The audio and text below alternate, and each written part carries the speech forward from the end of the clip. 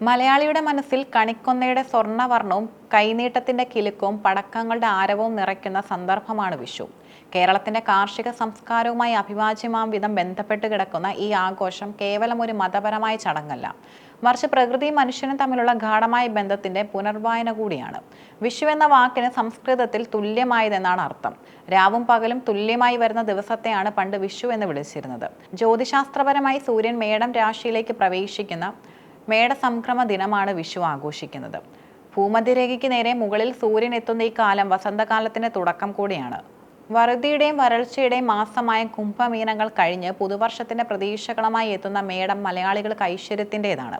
വിഷുവിനെ സംബന്ധിച്ച് പ്രധാനമായും രണ്ട് ഐതിഹ്യങ്ങളാണ് പ്രചാരത്തിലുള്ളത്. ദുഷ്ടനായ നരകാസുരനെ ശ്രീകൃഷ്ണൻ വധിച്ചതിന്റെ ആഹ്ലാദ സൂചകമായാണ് വിഷു ആഘോഷിക്കുന്നത് എന്നാണ് ഒരു വിശ്വാസം. സത്യധർമ്മങ്ങളുടെ വിജയം എന്ന സന്ദേശമാണ് ഇതിലൂടെ കൈമാറുന്നത്.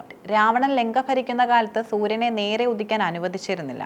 രാമരാവണ യുദ്ധത്തിന് ശേഷം രാവണൻ വധിക്കപ്പെട്ടതോടെ സൂര്യൻ നേരെ ഉദിക്കാൻ തുടങ്ങിയെന്നും ആ ദിനമാണ് വിഷുവായി ആഘോഷിക്കുന്നതെന്നും മറ്റൊരു പുരാവൃത്തം പറയുന്നു. വിഷു ആഘോഷത്തിന്റെ ഏറ്റവും പ്രധാനപ്പെട്ട ചടങ്ങ് വിഷുക്കണി ദർശനമാണ്. ഐശ്വര്യപൂർണമായ കാഴ്ചകൾ കണ്ടുകൊണ്ട് ഒരു വർഷം തുടങ്ങുക എന്ന സങ്കല്പമാണ് ഇതിന് പിന്നിൽ.